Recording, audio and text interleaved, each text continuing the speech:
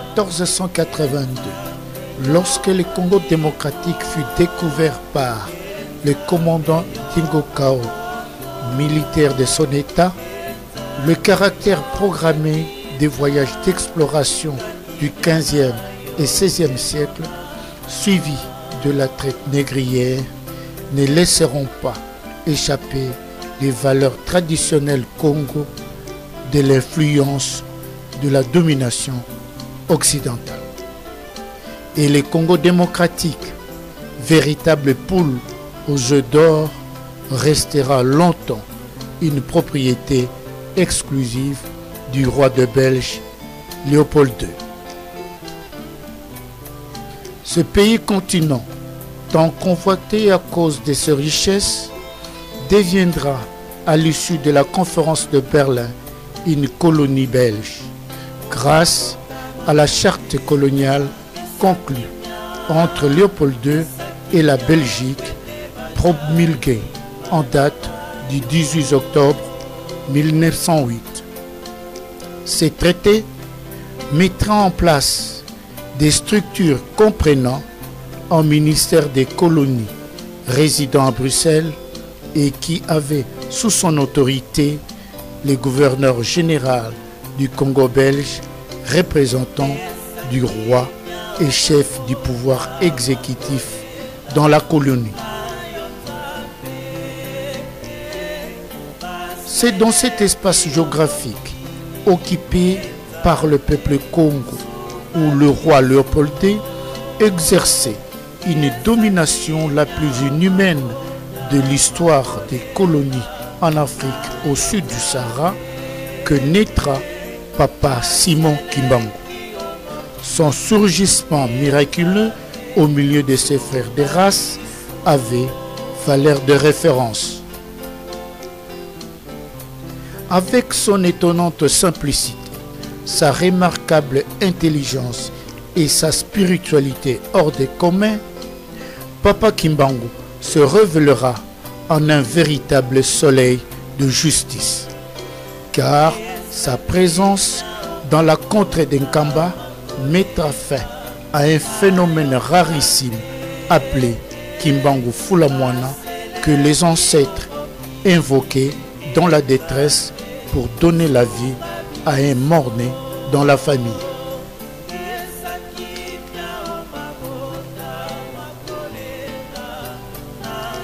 C'est dans cet environnement secoué par l'influence coloniale où les valeurs traditionnelles ont été laminées que Papa Kimbangu, en bon visionnaire, transcendra par son attitude et comportement les barrières linguistiques, régionales, ethniques et religieuses pour rêver un tout autre Congo, celui qui doit revenir à ses fils.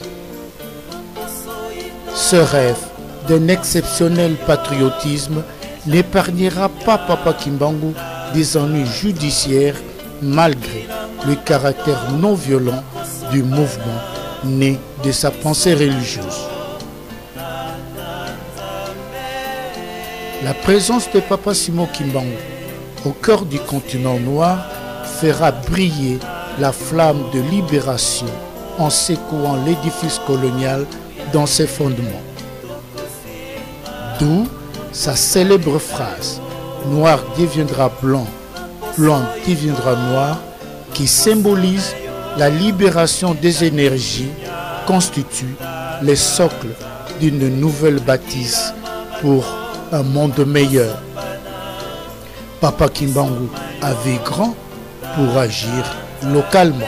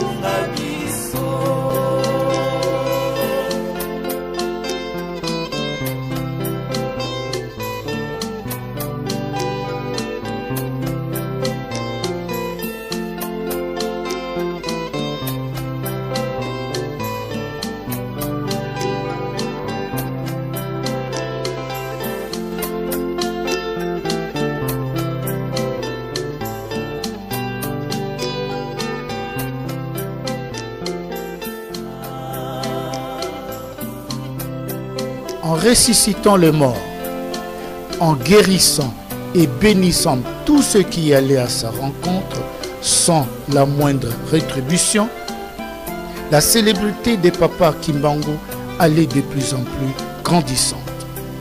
Et celle-ci devenait de plus en plus inquiétante pour le pouvoir colonial qui n'hésitera pas de déclencher contre Papa Kimbangu une poursuite judiciaire.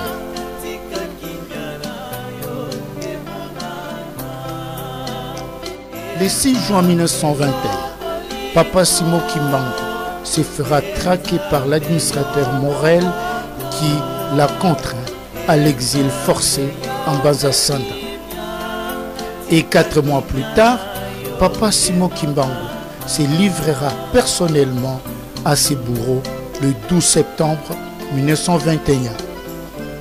Ce jour-là, le spectacle était ahurissant quand l'administrateur Snook, au pied de la colline sainte, avec ses soldats, mettait la main sur le prophète noir. Et sans la moindre résistance, il sera arrêté et sous bonne garde conduit en Banzangungu pour être jugé devant le tribunal militaire. Ce procès, unique en son genre, connaîtra 7 séances dont la première audience avait eu lieu le 29 septembre 1921 et dirigée de main de maître par M. De Rossi, sujet italien, jésuite de son état, dont voici le verdict. Jugement du Conseil de guerre de Tisville. Audience publique du 3 octobre 1921. En cause, ministère public. Contre, Kimbangu et consorts. Vu dans le Conseil de guerre siégeant à Tisville, région soumise au régime militaire mitigé par ordonnance numéro 89 en date du 12 août 1921, du vice-gouverneur général de la province du Congo-Kassai, la procédure à charge des prévenus Kimbangu Simon, Mandobé, Zola, Matweni, Lenj, Sambou Simon, Nimba Filemon, Mata, Umbaki André, Kelani John, Batoba, Samissioni, Batoba David, Malaika Setni, prévenus d'avoir porté atteinte à la sûreté de l'État et à la tranquillité publique, Johan Lumbuende, Bemba et Dingo Wabela, prévenus de la dite infraction. Vu l'assignation des prévenus à la requête de l'officier du ministère public en date du 28 septembre 1921. Oui, le ministère public en ses réquisitions. Oui, les prévenus en leur dire et moyens de défense présentés par eux-mêmes. Le Conseil de guerre. Attendu qu'il est établi que le 11 mai 1921, au village Unkamba, l'administrateur du territoire des Cataractes Sud dut subir les volontés des prophètes, de leurs aides et des bandes d'indigènes qui étaient réunis. Attendu que le 6 juin suivant, le même fonctionnaire chargé de procéder à l'arrestation du prophète en chef, Kimbangu, y fut violemment attaqué par la foule et que 2 de ses soldats y furent blessés à coups de pierre et de couteau. Attendu que les foules réunies par les prophètes étaient manifestement hostiles à l'État. Attendu que le nommé Kimbangu, en répandant et en faisant répandre sciemment des faux bruits de guérison et de résurrection, et en se posant en envoyé de Dieu, jeta l'alarme dans l'esprit des populations indigènes que par ses agissements et ses propos, il porta une atteinte profonde à la tranquillité publique. Attendu que Kimbangu est parvenu en expliquant et en faisant expliquer le texte de la Bible à sa façon par ses aides et adeptes, a imposé ses volontés aux populations, qu'il a affirmé son prestige, comme il a déjà été dit, en répandant et en faisant répandre toujours par ses aides des faux bruits de miracles, en tenant des séances d'hommes et d'envoyés de Dieu dans son village et ailleurs, que c'est pendant ces séances qu'on a inculqué aux indigènes les fausses idées de religion, qu'on les a excités contre les pouvoirs publics établis. Attendu que Kimbangu a été reconnu par les médecins saints de corps et d'esprit, et par conséquent responsable de tous ses actes, que ces crises de nerfs ne sont que de la simulation, qu'il se peut que quelques cas de maladie nerveuse aient été guéris par suggestion, mais que le prévenu en a profité pour tromper la bonne foi de la masse destinée à servir d'instrument inconscient à ses fins, que le but poursuivi était celui de détruire l'autorité de l'État,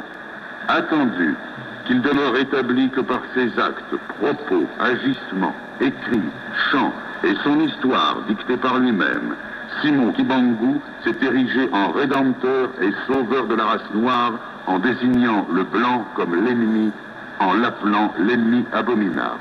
Attendu qu'il est établi par les faits que Kibangu, malgré la défense de l'autorité, a continué et persévéré dans son travail en faisant croire qu'un nouveau Dieu allait venir, que ce Dieu était plus puissant que l'État même, que ce Dieu était représenté par lui, Kibangu Mfumu Simon Mvuluzi, qu'un temple nouveau, Église nationale noire, allait être fondé. Attendu que la secte des prophètes doit être considérée, organisée pour porter atteinte à la sûreté de l'État, secte cachée sous le voile d'une nouvelle religion, mais tendant à démolir le régime actuel, que la religion n'est qu'un moyen pour exciter et exalter la croyance des populations, que les foules impressionnées et poussées par la force du fanatisme doivent souvent servir d'instrument pour atteindre le but final. Attendu qu'il résulte des rapports officiels, des correspondances échangées entre Noirs, des renseignements reçus, que les Blancs sont l'objet d'une haine profonde de la part des adeptes de Kibangu, que cette haine s'est infiltrée et s'est répandue avec une rapidité alarmante parmi les indigènes, qu'il est indéniable que la doctrine de Kibangu a été cause d'une grève manquée d'abstention au travail d'un grand nombre de travailleurs. Attendu que les moyens de persuasion ont été interprétés par les natifs, les prophètes et les adeptes comme de la faiblesse, de l'impuissance de l'État contre la force spirituelle, magique, divine du thaumaturge, que s'il est vrai que l'hostilité contre les pouvoirs établis a été manifestée jusqu'à présent par des chants séditieux, injures, outrages et quelques rébellions isolées, il est pourtant vrai que la marche des événements pourrait fatalement conduire à la grande révolte, qu'il convient d'apprécier toute la gravité de l'infraction et d'intervenir en appliquant sévèrement la loi. Attendu que la nommée Mondombe, jeune fille sans expérience, suggestionnée par les simagrées du grand prophète, a agi et servi ce dernier inconsciemment, que par le fait elle doit largement bénéficier des circonstances atténuantes, que ce même bénéfice doit être accordé au nommé Lubuende Johan, qui a hébergé à Samba les prophètes et la suite de Kibangu, tout en les sachant activement recherchés par l'autorité, mais que l'exemple lui a été donné par le chef même du village et le chef médaillé. Le Conseil de guerre, vu les articles 101 ter du Code pénal, livre 2, et 101 ter du Code pénal, livre 1, vu les articles 31 et 32 du décret du 3 novembre 1917 sur la justice militaire, condamnant Simon Kibangu à la peine de mort, Zola, Matveni, Lenge, Sumbu Simon, Mimba Philémon, Mata, Umbaki André, Kelani John, Batoma Simissioni, Batoma David, Malaika Sesni, à la servitude pénale à perpétuité. Demba et Dingo Guabella à 20 ans de servitude pénale. Lubuenda Johan à 5 ans et Mandombe à 2 ans de servitude pénale et les frais du procès à la charge de la colonie. Et attendu qu'il y a lieu de craindre que les condamnés ne tentent de se soustraire à l'exécution du jugement, ordonne leur arrestation immédiate. Ainsi jugé et prononcé à l'audience publique du 3 octobre où siègent messieurs de Rossi, juges, depuis ministère public, Berevretz, greffier.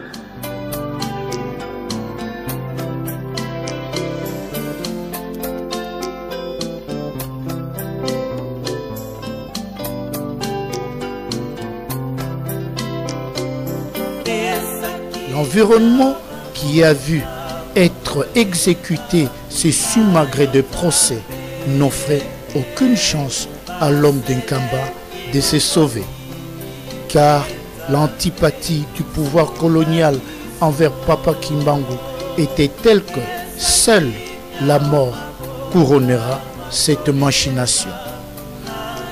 Mais la sentence de mort prononcée le 3 octobre 1921 n'était pas réclamée par le ministère public, ce qui explique le caractère politique du procès.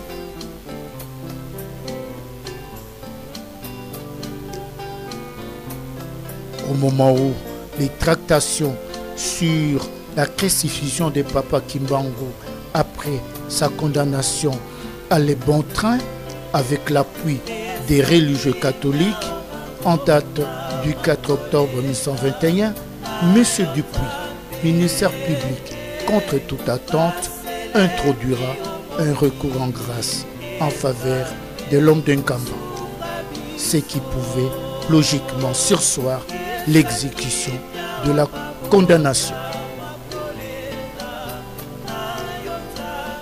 Kimbangu subira toutes les humiliations de la part de ces juges qui ordonneront aux militaires qu'il soit frappé de verge et que des jets d'eau froide soient déversés sur lui pour qu'il dise toute la vérité sur l'affaire.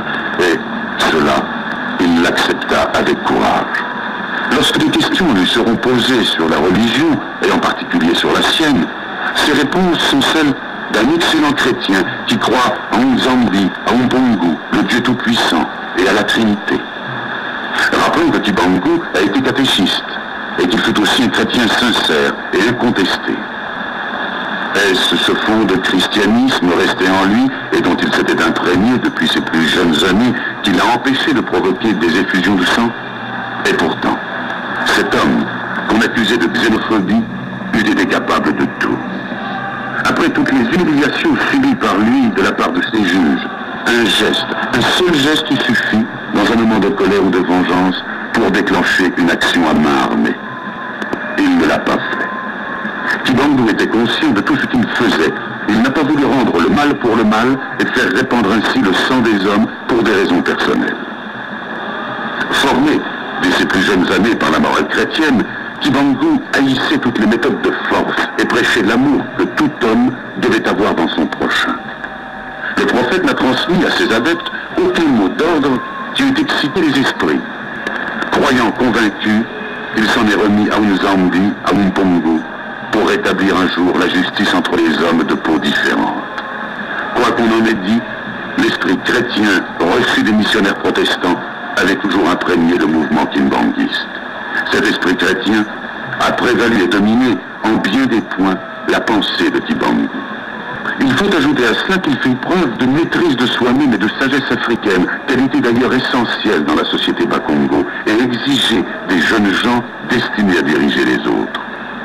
Plus que jamais, il convient de reconnaître que ce fut une grande victoire pour Kimbangu, qui n'a cessé de se rappeler « Tu ne tueras point, Dieu n'est ni blanc ni noir, il a créé tous les hommes semblables. »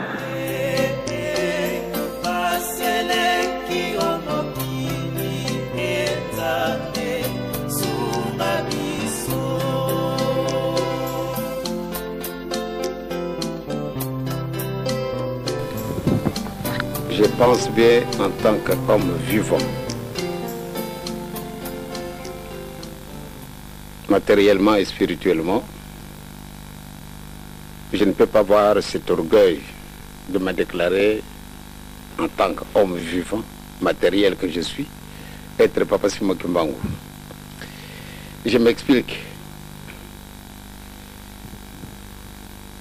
Que la médaille qu'on remettait à mon père, elle ressemblait totalement à la mienne. On a fait de mon père grand cordon, comme moi je le suis. Mon père, il est réellement papa, tel fils, tel père, tel fils. Donc si je prétends me dire être Papa Simon Kimbangu dans le sens tel que vous le comprenez, je pense que ce serait vraiment de l'orgueil de ma part. Papa Simon Kimbangu, c'est un saint. Moi, je suis un pauvre homme. C'est pour cela que j'ai commencé par vous dire que, étant matériel et spirituel en même temps, et Papa Simon Kimbangu étant, en ce moment bien précis, spirituel, Mais comparé à lui, c'est trop grand. Mais comment vous expliquez que vous soyez né le 18, enfin la date annoncée par votre père, si c'est votre père, si c'est pas vous-même? En 1910, moi je n'étais pas encore né. Mais mon père avait dit, je vais renaître en 1918. C'est un langage profondément mystique. Et comme tel, j'ai difficile pour vous le décrire, puisque c'est un langage à lui. En tant qu'homme vraiment spirituel, envoyé spécial. Donc il avait une certaine méthode d'expliquer des situations. Et moi, quand je dois dire que je suis Papa Simon Kimbangu, aïe, c'est grave. Il est né le 12 septembre 1887. Et en 1910, il déclare que je vais renaître en 1918. Il a eu des raisons à lui, en tant qu'homme spirituel. Quand je dis c'est un envoyé, réellement c'est un envoyé. Parce qu'il nous a fait découvrir beaucoup de choses. Ce n'est que par après que nous nous sommes aperçus que lui, il n'était pas un homme comme moi. Je le suis, moi et vous. Pourquoi? En 1921, le 6 avril, quand il a commencé son travail, ce n'est qu'en ce moment-là que maman nous faisait beaucoup de révélations. Maman nous disait, eh bien, voyez-vous, maintenant je découvre pourquoi tous les temps, votre père était sévère en lui-même, à nous et à vous autres les enfants. Sa sévérité spirituelle démontrait réellement qu'il avait au moins une mission spéciale que nous ne comprenions pas. Donc à partir de ce moment où maman nous expliquait que ce n'était pas vraiment un homme comme nous, il était tout à fait différent, alors ce n'est qu'en ce moment-là nous nous sommes aperçus, et là, ce père-là semble être un peu sorti de quelque part, ou nous sommes peut-être sortis, puisqu'il est né de Tatakoye à la Mamalouézi. Mais il y a eu une grande différence à cause de ces procédés spirituels qui le détenaient, qui dépassaient notre imagination. La réhabilitation de Papa Simon Kimbangu. Comment vous avez vécu ça et comment vous vivez ça maintenant? Qu'est-ce que ça apporte au sein de l'église kimbanguiste? Eh bien, au sein de l'église kimbanguiste, tout d'abord, pour nous, c'est une grande fierté. Papa Simon Kimbangu, qui a été pourchassé comme un véritable gibier par tout le monde, que ce soit des côtés blancs, jaunes, rouges, noirs même, nous l'avons pourchassé. Nous l'avons traité de tout. Nous lui avons prêté les intentions qu'il n'a jamais eues et qu'il n'en aura jamais.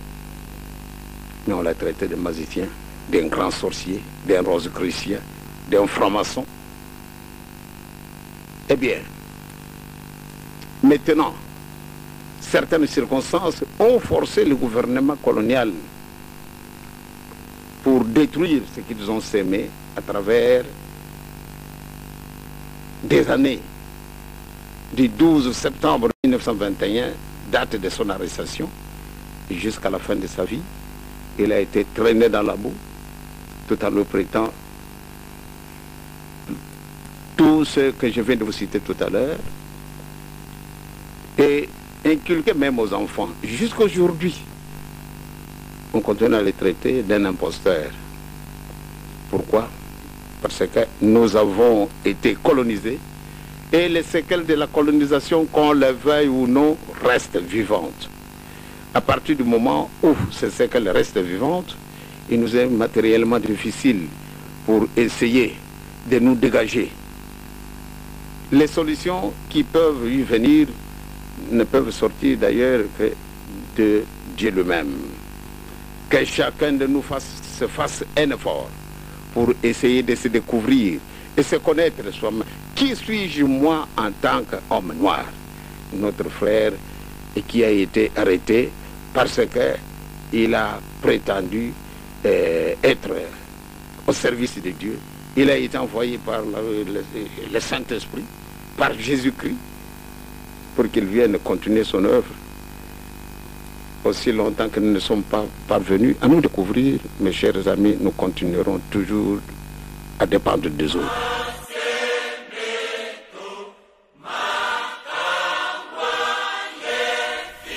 Ces procès, en une véritable parodie de justice, divisera en deux camps les Européens. Le premier camp, celui des durs dans lesquels étaient M. Desrossi, juge, et M. Brené, journaliste et propriétaire du journal Avenir Colonial. Ces camps litaient bec et ongle pour la condamnation à mort du prophète noir, malgré le caractère pacifique de sa mission. Le deuxième camp, celui des modérés dans lequel était M. Dupuis, ministère public, mais soutenu par le journal Les Progrès colonial. Ces camps militaient pour l'allègement de la sentence jugée trop sévère pour l'homme d'Nkamba. Car les modérés estimaient-ils que pour une répression sévère, il n'était pas bon d'être inutilement inhumain.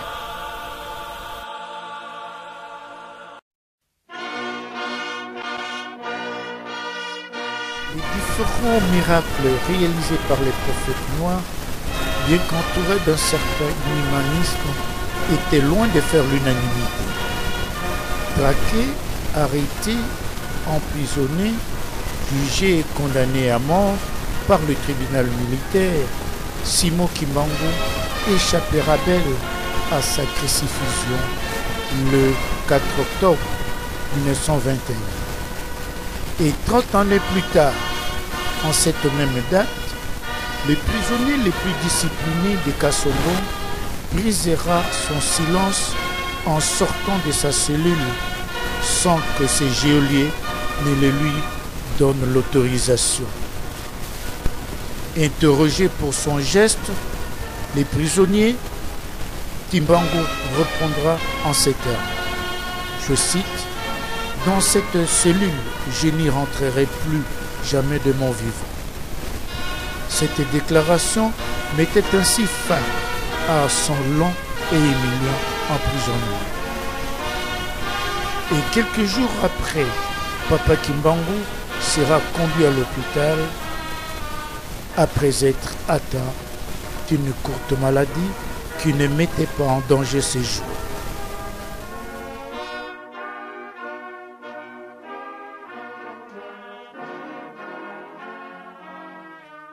Simoni Mbangu yo sanguna etambuliro kwa yezo ndenge nini ngai na moni pasi na mission na ngai soko zai moto na njambia solo bikiza ngai te bo ye aseki alobi solo zakuro balikambo ya solo abwaki so na ye na maboko na moko tango ate na liboko na mission na tata wana kupaka mission na ye zongi lokola ndenge tata na ya botaki bongo tango yango wana tongo tani na pera to yina musala wana ukengre bato na fizo na Kasombo bo mondere mo setrepe dictateur atali moto wana gwangoma miso na yinyo ifungulani albi koma abengisi ye na miso na basoda yinyo na bato ya ndoro batremi abi yo o miso na yo kufa ndenge ni miso na yo komi wana seja zaba albi koma abi ndenge ni penza moto yo miso na ye salibo ya solo mondere tika ko tunante biso to lala wa mbula na mbula to mona ka moto yo miso na ye kufa ndenge ni miso na ye komi bo ya lobi mondere na yebi ko bomba etemo setelfemo se Kasombo bino ba mondere ojali ko kangani moto pamba bino yebi makambo na nja tala moto yo Simon Mbangu atenga kaka so pamba tena miso na ngai mbula mine ya ona pizo miso na ngai ekomi lokwa tata na ngai ya bota kengai bongo bino ko tuna nini na kati na bino mindere oyebi ko sala likamo ndenge yete moto bikizi ngai ezali ye epe ba mindere bakamwa ki tro ba bengi tata wana gwangoma moto beteki pimbo wana zai Cesar Zabo zai moto na Belleville pimbo babete pimbo mwambe balibi ndenge nini yo kende ko sola na Simon akamati malale wana zaki malale makasi te fevere kamati ye bakamati bate na fizo oyo na kati na hopitalo na isa Belleville l'hôpital wana ezainda ko moko molai bato musu bakoto kote paka bato ya fizo bakonda iso ka jana malale bakozana kati na ndako wana basoda bazayo kende kola asindiri na bango donc ba prisonnier bazaki na esika na bango prisonnier mobimba ndako yango mobimba paka prisonnier tango dolari sindiri wana ikomi na 5 heures ya tongo tango ngonga mo pere zako bete ya yambo na woki kaka ngengere zago ya kuna ibanda ngere babeti pote yo ngai na jaki nango na tema boko na posi na ngai na bimisi mafungure na fungure molango nani pote na fijo bo masere kasimira koti o masere musiju ba to kataka yedi ba kataka ni bena tumba ya kalandi kala senga koti ale na moper ba le kimbeto moko mi ba le misat kati na mbeto misato wana ajago lala na ye na akamati matala na te na se na sima kuse misato kwa na moto misato na makora ajago lala na ye na se na sima na matala na ye donc ba prisonnier bazaki na mbeto te bazaki bango nyoso tu bazana mbeto ya ringaki kola na mbeto te ate na ye matala na kati ya sima oleka mbeto moko mibale misato katikati na mine ate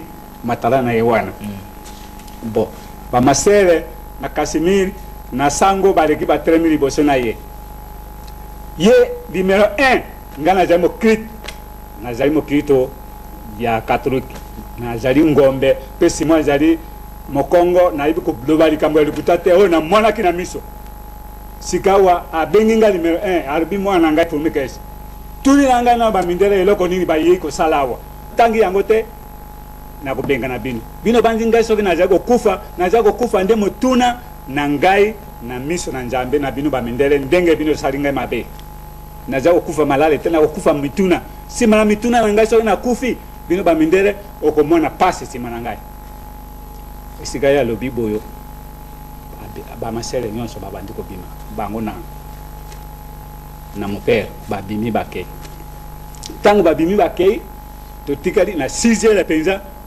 ye moko akamate isi to kuse yo ayemi ba mezaki kuse misato na moto misato na makolo akamate mi bare ko na pandisi na makolo yo na kuse moto ya makolo apandi ro kwa ndenge nga apandi boyo alobi bino bana na ngai bato ya prisonnier tremeni nyonso ko ya ko ziba lero pona ko yebesa bino pena mi bale lero na ko kufa na 3h ya moi ezaki mokolo nini wana ezaki mokolo samitana le 12 octobre comme samitana sikawa ngai na maloba na ngai na tuni nde kuna ngai jambelo posi muninga na ngai soda na monoko na mboka ngai bikoma ndenge nini mobale yo tata oyo azena malali makasi te aloba ko kufa na 3h ko kufa na ndenge nini o nde kuna ngai wana bongo ni maloba abi Joseph nde wanga yo tango biso jagi bana tuja woka sango na simo paka tuja ibana lo bana moto likambo moke yo bongo li simo pe bakangi biso na mosanso soda to yito kengeri na boloko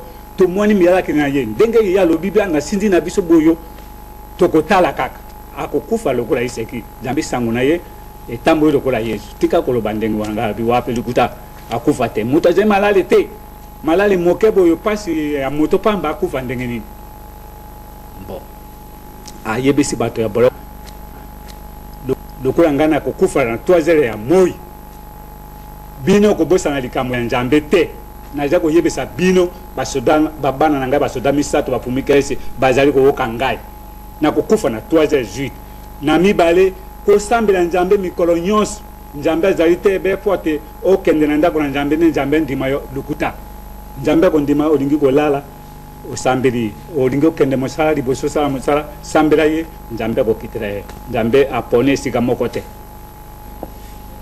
mokebo yo ale na 3h20 abengisi bango abiba na ngai yaka makamunga na lobaki ese koki sika balinge koka tango bango baye batremi basingi biso pe basoda misato wana ale to tremi kaka wana ngai paka pepe na ye boy wana bozo telema na babondoki na mondoki to tremi kaka boy ye oyo apandi na kusina ye boy bato nyo kwa ezali boy ya zaki na ipana gosi ya bambeto ya gosi ndoka nda ya golana mbeto te na sena na sima tango wana ikomi boyo yeko koma 3h20 abengisi bango baye batrema bibana malobana ngana sukawi ngana jako kufa na 3h bino moko kotala balele yango yo jaina na bapumikes na jako loba likambo ya solo likuta te ko bosa na likambo na njambe te azali ko pesa penja mungongo makasi abi likambo na njambe ko bosa na te bana ngana jako kufa na 3h bongo bino ko bosa na likambo na njambe te lokola ndenge na yebisi bino motino na yebisa bino liboso tango wana azalo bana monoko na Swahili ubena lingala azalo bana ingala ntango asiezi boye ekomi 3h08 abendi mpaka cousin na ye wana na moto mibale moko etikali kuna bakezi likolo na ye mosusu ntango abakezi wana alobi bana tikai malamu mbote ngai nasi akei na ngai lokola ndenge ngai nalobaki na bino nakokufa yo nakufi ezali motuna na ngai na miso bitiri boko na ye ya mobali atuti awa na panje na ye ki mbala moko azongezi atuti 3 ona gosi ndenge moko lokola mbala 6 amwani mpaka akperi kono na matala na ye wana kopema te nini te lokola moto akufi te alali kaka ndenge wana donc asali matata te lokola matata ta moke te akpei kaka boyo nye.